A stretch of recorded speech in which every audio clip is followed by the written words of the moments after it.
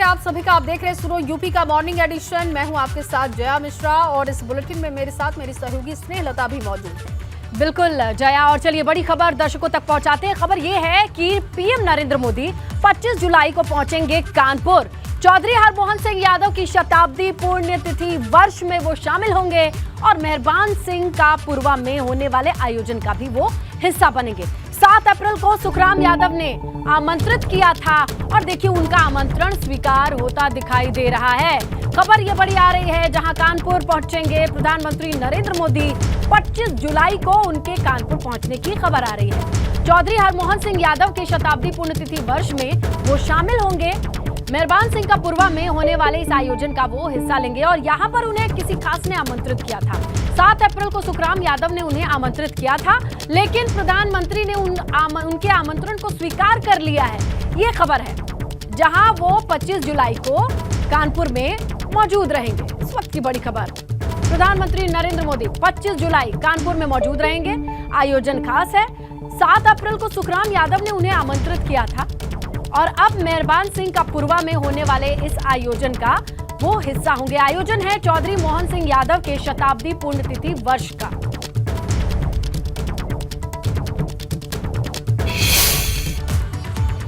तो चलिए, राष्ट्रपति चुनाव के लिए आज वोटिंग होनी है। सुबह 10 बजे से शाम 5 बजे तक विधान भवन के तिलक हॉल में वोट डाले जाएंगे। लखनऊ में मतदान के लिए सारी तैयारियां कर ली गई हैं।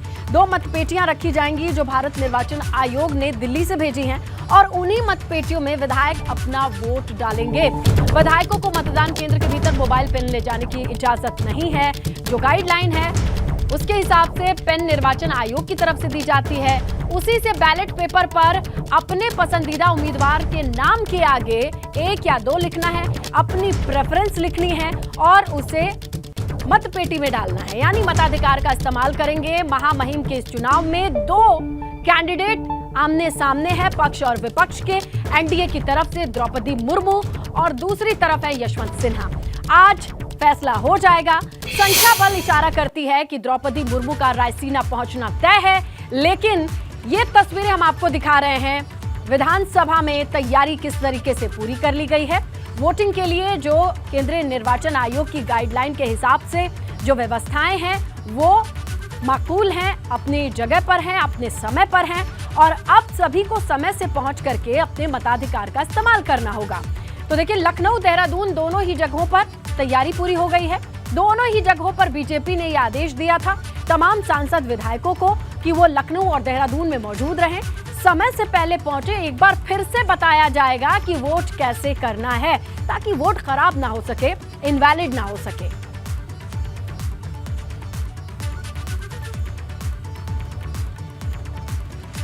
तो एक अच्छा खासा गणित है जिसके जरिए आप समझ पाएंगे कि किस तरीके से वोट वैल्यू जब डिसाइड हो जाती है तो बीजेपी के पास यूपी में और उत्तराखंड में कितना वोट परसेंटेज आता है। इस गणित को समझाने के लिए हम आपको सबसे पहले बताएं, बीजेपी या फिर किसी भी पार्टी के लिए यूपी में विधायक की जो वोट वैल्यू है वो 208 है और अगर पूरे यूपी में आप देखिए कितना वेटेज आता है विधानसभा के भीतर तो 273 से गुणा कर दीजिए 208 का, तो ये संख्या 56,784 आती है। लोकसभा की अगर आप बात करें तो हर एक सांसद की वोट वैल्यू यूपी में 700 है और 66 के हिसाब से अगर आप उन्हें गुणा करेंगे तो 46,200।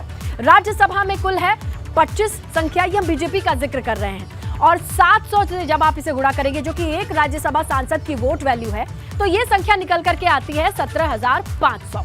यानी कुल वोट का जो प्रतिशत है बीजेपी के पास है वो है 1,20,484।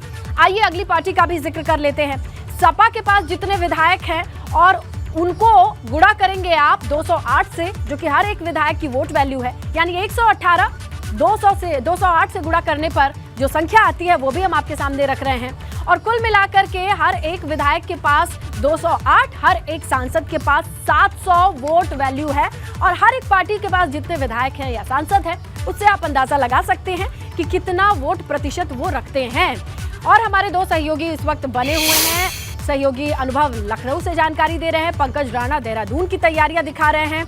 दोनों ही जगहों पर केंद्रीय निर्वाचन आयोग की तरफ से तैयारियां तो पूरी हैं, लेकिन पक्ष और विपक्ष खेमे के क्या लोग जुटने शुरू हो गए हैं। लखनऊ से शुरुआत करेंगे, अनुभव से जानेंगे। अनुभव, वहां पर हलचल दिखाई दे रही है क्या? देखिए, बिल्कुल पूरी हलचल है, क्योंकि यहीं पर ये जो आप देख रहे हैं सामने, ये जो गैलरी है, इसी रास्ते से सभी लोग जाएंगे और ये तिलक हॉल है जहाँ पर राष्ट्रपति चुनाव के लिए मतदान केंद्र बनाया गया है। और अभी थोड़ी देर पहले बीजेपी विधानमंडल दल के कार्यालय में मैं खुद गया, वहाँ पर पार्टी के कई विधायक आ चुके हैं, सहकारिता मंत्री जेपी राठौर भी आ चुके हैं, क्योंकि बीजेपी ने जो 6 उसके क्षेत्र हैं, पश्चिम है, ब्रज है, अवध है, गोरखपुर है, एक काशी है, तो उन सभी क्षेत्रों के हिसाब से विधायकों के वहां आने की व्यवस्था की है। हर एक क्षेत्र में 3-3 कोऑर्डिनेटर विधायकों को बनाया गया है, जो पर्ची देंगे, यानी वोट पर्ची उनको देंगे। सारे विधायक वहीं पहुंच रहे हैं, वोट पर्ची दी जा रही है, पेन और मोबाइल वहीं जमा कर रहे हैं और वहीं से सब लोग आएंगे। ये जो गैलरी आपको सामने दिखाई दे रही है, इसी गैलरी से यहाँ भीतर जाएंगे और वोट डालेंगे। तो सुरेश खन्ना जो संसदीय कार्य मंत्री हैं, वो भी भीतर पहुंच गए हैं सारी व्यवस्थाओं को देखने के लिए, और समाजवादी पार्टी के भी विधायक पहुंच रहे हैं। अखिलेश यादव भी तकरीबन आधे घंटे बाद यहां पहुंच जाएंगे। विधानमंडल दल कार्यालय में उनको भी सारे विधायकों को बुलाया गया है, वहां उनको फाइनल बताया जाएगा कि कैसे आपको वोट देना है। 12-12 विधायकों का अगर हम कहें तो ग्रुप बनाया है समाजवादी पार्टी ने, वो 12-12 विधायक एक साथ इसी रास्ते से जाएंगे और वोट डालेंगे। और हर एक ग्रुप के साथ हम कहें तो पार्टी के एक सीनियर जो विधायक हैं, नेता रहे हैं, वो वहाँ पर जाएंगे, क्योंकि बहुत सारे तमाम विधायक ऐसे हैं जो नए हैं, पहली बार वोट डालेंगे। इस तरह का अरेंजमेंट है। मुख्यमंत्री भी थोड़ी देर में पहुंचेंगे, वो भी सीधे बीजेपी विधानमंडल दल कार्यालय है वहाँ जाएंगे, वो भी अपनी वोट पर्ची लेंगे और वहाँ से फिर वो आएंगे सीधे और वोट डालने के लिए पहुंचेंगे। तो हम कहें कि बीजेपी तो बहुत कॉन्फिडेंट है, खासतौर से उत्तर प्रदेश में, क्योंकि आपने खुद वोट वैल्यू बताई और 1,20,000 से ज़्यादा उसके विधायक, सांसद, उनके वोटों की कुल वैल्यू मिलाकर हो जाती है। उनके जो सहयोगी हैं, अपना दल निषाद पार्टी, उनके भी विधायक पहुंच रहे हैं। अभी कुछ गाड़ियां हमें जाती हुई दिखी हैं, तो बहुत ज़्यादा बीजेपी कॉन्फिडेंट। इतना ही नहीं, जेपी राठौर सहकारिता मंत्री, हमने उनसे बात की, उनका तो ये भी कहना है कि जो विपक्ष के कुछ लोग आए, उसके अलावा विपक्ष के कुछ और भी विधायक द्रौपदी मुर्मू का समर्थन करेंगे। तो एक बड़ा दावा उन्होंने किया है। यही बात है ना अनुभव, कि बीजेपी यहाँ पर अपने सहयोगी दलों के साथ इस बात को लेकर के कॉन्फिडेंस है कि विपक्ष से भी कुछ वोट मिल सकते हैं। और यूपी में हर एक विधायक, सांसद के वोट वैल्यू इतने ज्यादा है कि एक भी वोट छिटकता है तो उसका असर दिखाई देगा। जाहिर तौर पर बीजेपी मार्जिन के लिए टारगेट कर रही है। लेकिन देहरादून में क्या है स्थितियां, वहां पर कैसी हलचल देखी जा रही है? पार्टी की तरफ से आदेश तो था पंकज कि समय से पहले सभी पहुंच जाएंगे, इकट्ठा होना शुरू हुआ है क्या? कुछ हलचल है? स्नेहलता, देखिए पूरी तैयारी हो गई है यहाँ पर और मुख्य निर्वाचन अधिकारी सुजन्या वो पहुँच गई हैं और भाजपा के विधायक खजान दास वो यहाँ पहुँच गए हैं। पीछे आप तैयारी देख रहे हैं कि यहाँ पर सभी जो व्यवस्थाएं हैं वो मुकम्मल कर ली गई हैं। पिछले दौरान जो निर्वाचन आयोग की दिल्ली से टीम आई थी, उन्होंने जो सारी सामग्री है वो यहाँ रख दी है। विधायकों को मोबाइल, कैमरा और किसी भी तरह की जो ऐसी सामग्री से फोटो खींचता है वो अंदर जाने अलाउड नहीं की गई है। और सुरक्षा के जवान आप देख रहे हैं, जो विधानसभा के मार्शल हैं वो तैनात हैं। अंदर जो रिटर्निंग अधिकारी है उनका कार्यालय बनाया गया है। और सौजन्या सामने देखिए, वो जो तस्वीरें हैं वो मुख्य निर्वाचन अधिकारी हैं सौजन्या, वो निरीक्षण कर रही हैं भवन का कि किस तरह से तैयारी की जानी है, क्योंकि इंतजार की जो घड़ियां हैं वो खत्म होने वाली हैं और विधायकों का आने का सिलसिला शुरू हो जाएगा। और यहाँ वैल्यू के हिसाब से देखा जाए तो 4,800 के करीब यहाँ पूरे वोट यहाँ बनते हैं सभी विधायकों के। तो अब जो इंतजार था पिछले कई दिनों से राष्ट्रपति चुनाव को लेकर, वो खत्म हो गया है। मतदान केंद्र यहाँ बना दिया गया है। पेन और जो बैलेट पेपर है वो सामग्री आ गई है। विधायकों को यहीं पर पेन दिया जाएगा और उसी से वो जो मतदान की प्रक्रिया होती है उसको संपन्न करेंगे। बीजेपी ने अपने सभी विधायकों को ट्रेनिंग दी है बाकायदा, क्योंकि कई विधायक हैं जो पहली बार मतदान करने जा रहे हैं राष्ट्रपति चुनाव के लिए। उनको ट्रेनिंग दी गई है, उनको बताया गया है किस तरह से मतदान किया जाना है राष्ट्रपति चुनाव के लिए, ताकि किसी भी वोट, कोई भी वोट उनका खराब ना हो। तो ये सभी तैयारियां कर ली गई हैं। पीछे की तस्वीरें देखी हैं किस तरह से यहाँ पर जो अंतिम रूप है वो सब कर लिया गया है, क्योंकि 9 बजे का वक्त हो गया और ठीक 1 घंटे के बाद मतदान की प्रक्रिया शुरू हो जाएगी। मुख्यमंत्री पुष्कर सिंह धामी 10:15 पर मतदान करने आएंगे। वो उत्तराखंड में भी, देहरादून में भी देखी जा रही है। लेकिन यहाँ से अब आगे बढ़ेंगे, अब रुख करेंगे हमारे सहयोगी अविनाश का भी, क्योंकि देखिए दिल्ली में सबसे ज्यादा हलचल है और वहां पर आज सिर्फ चुनाव का ही हलचल नहीं, मॉनसून सत्र को लेकर भी हलचल दिखाई दे रही है। इसीलिए रुख करेंगे हमारे सहयोगी अविनाश का, वो तमाम तस्वीरों के साथ हमारे साथ जुड़ेंगे, दर्शकों से साझा करेंगे। अविनाश, ये बताइए कि दिल्ली में किस तरीके की हलचल दिखाई दे रही है? हमने तस्वीरें देहरादून की, लखनऊ की तो दिखा दी, वहां पर तो लखनऊ की अगर बात कर ले तो तमाम लोगों का जुटना शुरू हो चुका है। थोड़े ही देर में सीएम भी पहुंचने वाले हैं। दिल्ली में क्या स्थिति है? ये देखिए, अगर बात करें तो संसद भवन में 10 बजे तमाम सारे सांसद पहुंचेंगे और अगर विपक्ष बात करें तो आज मानसून सत्र शुरू हो रहा है। अग्निपथ योजना को लेकर के सरकार को घेरने के लिए सदन के अंदर रणनीति बनाई है। हमारे साथ बातचीत के लिए खुद मौजूद है मेरठ से सांसद राजेंद्र अग्रवाल जी, वरिष्ठ नेता भी है। सर, किस तरीके से आज मतदान की पूरी प्रक्रिया होगी? मानसून सत्र का पहला दिन है, क्या कुछ खास रहने वाला है? नहीं, जैसा हम जानते हैं कि राष्ट्रपति जी का जो चुनाव होता है उसमें सभी सांसद, राज्यसभा, लोकसभा और सभी विधायक देश भर के वो मतदान करते हैं। और आज 10 बजे से मतदान की प्रक्रिया शुरू होगी, शाम के 5 बजे तक चलेगी। और मैं समझता हूँ कि बहुत अच्छे ढंग से मतदान हो ही जाएगा। और मुझे ये भी विश्वास है कि आदरणीय द्रौपदी मुर्मू जी जो एनडीए की उम्मीदवार हैं, वो भारी बहुमत से, मुझे तो पूरा विश्वास है कि 2/3 बहुमत से ये चुनाव जीतेंगी और अगली राष्ट्रपति बनेंगी। तो बीजेपी ने अपने तमाम सारे सांसदों को दिल्ली में रहने के लिए कहा है। आप लोग कितने बजे संसद भवन में पहुंच रहे हैं और कितने बजे से आप लोग वोटिंग प्रक्रिया में हिस्सा लेंगे? नहीं, हम अभी पहुंच जाएंगे, 9:30 बजे पहुंच जाएंगे हम लोग। और ये कोई नई बात नहीं है, भारतीय जनता पार्टी हमेशा इस प्रकार से सभी अपने सांसदों को बुलाती ही है। और 10 बजे से, जैसा मैंने आपको भी पता है कि मतदान शुरू होगा, उसके बाद शायद पहला जो मत है वो माननीय प्रधानमंत्री जी डालेंगे, उसके पश्चात फिर सब लोग मतदान करेंगे। हमारी भी कोशिश है कि हम जल्दी मतदान का काम वाम ना करके फिर संसद के अंदर जो लोकसभा में कार्रवाई उसके अंदर भाग लेंगे। सर, बीजेपी अपने सहयोगियों के ऊपर तो नजर रखे हुए, लेकिन विपक्ष को भी तमाम सारे जो पार्टियां हैं वो बीजेपी सपोर्ट की है, उनकी किस तरीके से समर्थन को आप देखते हैं?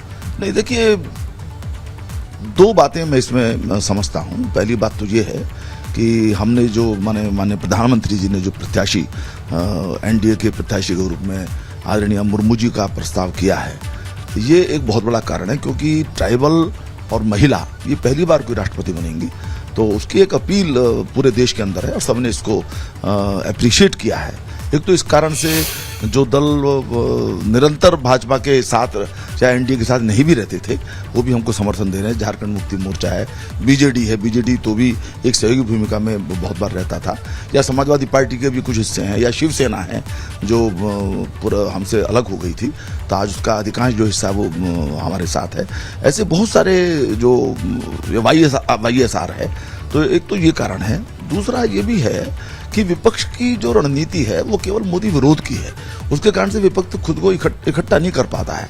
वो टीएमसी है, वो सबके अंदर, या एनसीपी है, या कांग्रेस है, उनके अंदर स्वयं की लीडरशिप के विवाद चलते रहते हैं। बड़े महत्वाकांक्षी सब लोग हैं, तो इस कारण से भी वो विपक्ष को इकट्ठा करने का वो मॉरल नहीं खड़ा कर पाते, जिसके कारण से भी वो एक नहीं रह पाते। तो दोनों चीजों को लाभ मिल रहा है। सर, एक आखिरी सवाल है, आज मानसून सत्र की शुरुआत हो रही है। विपक्ष ने अगर बात करें तो 0 आवर नोटिस दिया है अग्निपथ योजना को लेकर के। हंगामे के आसार हैं, क्योंकि रणनीति बनाई गई अग्निपथ, बेरोजगार और महंगाई, इन्हीं मुद्दे पर सरकार को सदन में घेरा जाएगा। नहीं, तो हंगामा करने की क्या जरूरत है? विषय उठाएं, चर्चा करें। अग्निपथ के संबंध में विषय आ चुका है और ये ध्यान में भी बात आती है कि शुरुआती जो विरोध था वो केवल गलतफहमियों के आधार पर था। स्वयं जो है सेना के जो तीनों हमारे अंग हैं, उनके अध्यक्षों ने इस बात को बताया है। 1989 से विषय चल रहा था, और जैसी कि आदत थी यूपीए के जमाने में या कांग्रेस के जमाने में, फैसले जरा देर से होते थे या नहीं होते थे। अब फैसला हुआ है, सेना की जरूरत है ये, और वैसे भी देश के युवाओं की दृष्टि से सत्र की हम और भी डिटेल लेंगे। ये आज बड़ी जानकारी भी हम दर्शकों तक साझा करेंगे, लेकिन आप हमारे साथ बने रहिए। लेकिन अनुभव और पंकज, शुक्रिया तमाम तस्वीरों के साथ जानकारी के लिए। तो मॉनसून के सत्र की बात कर रहे हैं हम, जो 18 जुलाई से शुरू होकर 12 अगस्त तक चलेगा। इस बार के मॉनसून सत्र के हंगामेदार रहने के आसार हैं और इस पर चर्चा भी हो रही थी। विपक्ष ने रणनीति तैयारी की है और मॉनसून सत्र की कुल 26 दिनों की अवधि में 18 बैठकें होनी है।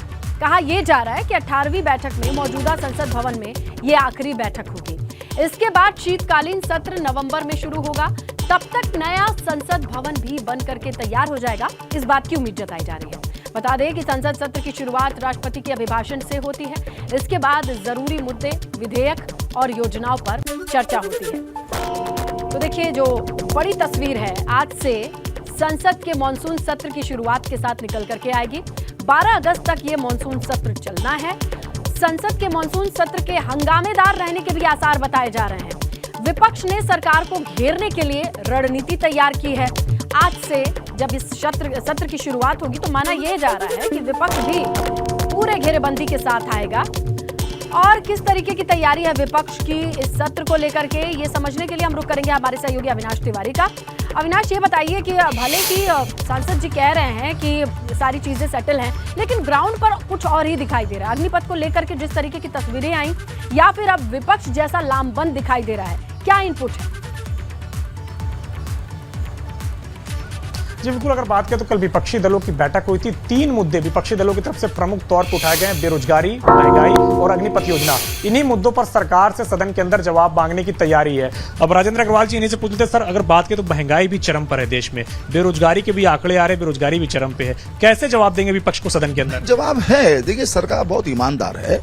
वैश्विक परिस्थितियों के कारण से महंगाई है, वैश्विक परिस्थितियों के कारण से कुछ आर्थिक दबाव अभी भी है, चाहे वो कोरोना का भी प्रभाव अभी समाप्त तो पूरी तरीके से नहीं हुआ है। इकोनॉमी बहुत तेजी से उससे उभर रही है, और जो यूक्रेन और रूस का संकट है उसके कारण से भी प्रभाव है। हम उसका जवाब देंगे। और देखिए, यदि आप ग्लोबली तुलना करें तो आज भी खाने पीने की पैकेट वाली चीजों पर 5% जीएसटी को लेकर भी लोग विरोध कर रहे हैं।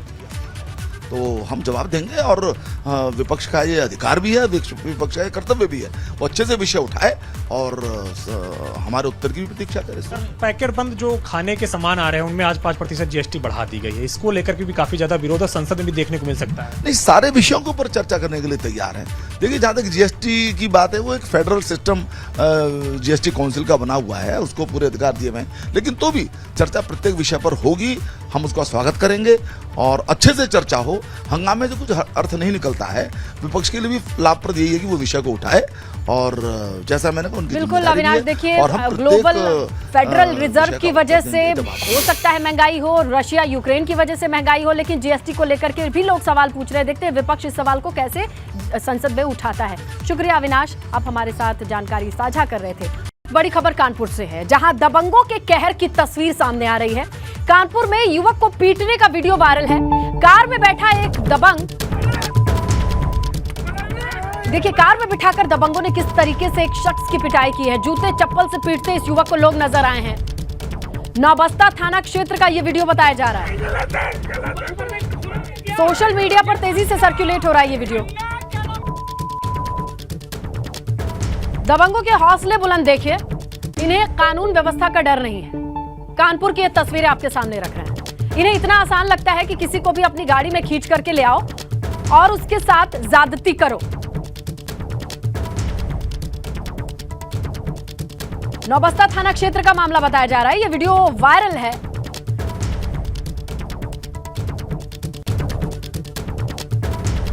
कानपुर से ये तस्वीरें आपके सामने। देखिए, आज सावन का पहला सोमवार है और कांवड़ यात्रा के अलग अलग रंग देखने को मिल रहे हैं। मुजफ्फरनगर की 2 तस्वीरें आपको दिखाएं। पहली तस्वीर में ऐसा शिव भक्त है जो अपनी कांवड़ में बुजुर्ग मां और दिव्यांग बड़े भाई को बिठाकर ले जा रहा है। बुलंदशहर के शेरपुर गांव निवासी विजय गुर्जर नाम के इस शिव भक्त की हम बात कर रहे हैं। मां है 85 साल की जग्गो देवी, और दिव्यांग बड़े भाई को कांवड़ में बिठाकर यात्रा को पूरी कर रहा है। इस कांवड़ यात्रा में विजय कुमार का साथ दे रहे हैं उनके दोस्त प्रवीण। देखिए, ऐसे दोस्त भी होते हैं आज के जमाने में। वहीं दूसरी तस्वीर है 39 फीट की तिरंगा कांवड़ यात्रा, देख रहे हैं आप। ये दिल्ली से 10 शिव भक्तों की एक टीम है जो लेकर के हरिद्वार की ओर निकली है। गंगा जल भर करके 15 जुलाई को दिल्ली के लिए ये रवाना हुई है। तो 2 तस्वीरें आपके सामने हैं कांवड़ यात्रा से जुड़ी हुई।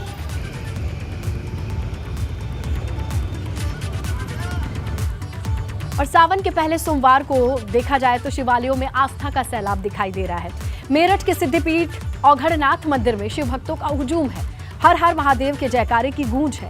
औघड़नाथ मंदिर में शिव भक्तों का कैसा है नजारा, देखिए मेरठ से हमारे संवाददाता सनुज शर्मा की रिपोर्ट। श्रावण का पहला सोमवार और श्रावण के इस पहले सोमवार पर मंदिरों में आस्था का सैलाब उमड़ा हुआ है। मेरठ के सिद्धपीठ औघड़नाथ मंदिर में सुबह 5 बजे से ही श्रद्धालुओं की जो कतारें हैं वो लगनी शुरू हो गई थी। और देखिए किस तरीके से यहाँ पर जो भगवान शिव के जयकारे हैं वो यहाँ पर गूंजते हुए नजर आ रहे हैं। सुबह से इसी तरीके से जो श्रद्धालु हैं वो आस्था की गंगा में डुबकी लगा रहे हैं।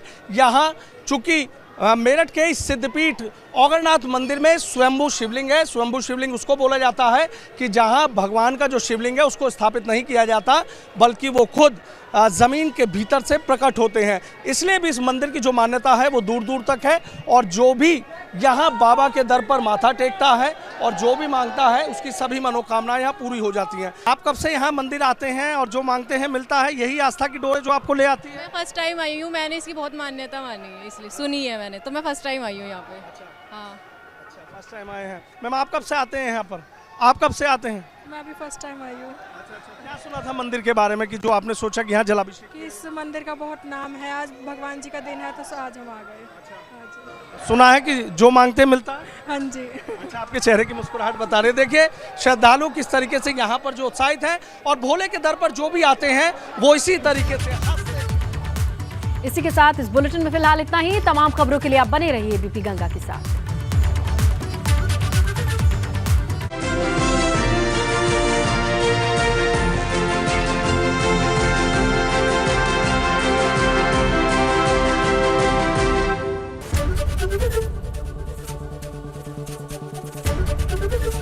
एबीपी गंगा, खबर आपकी, जुबान आपकी।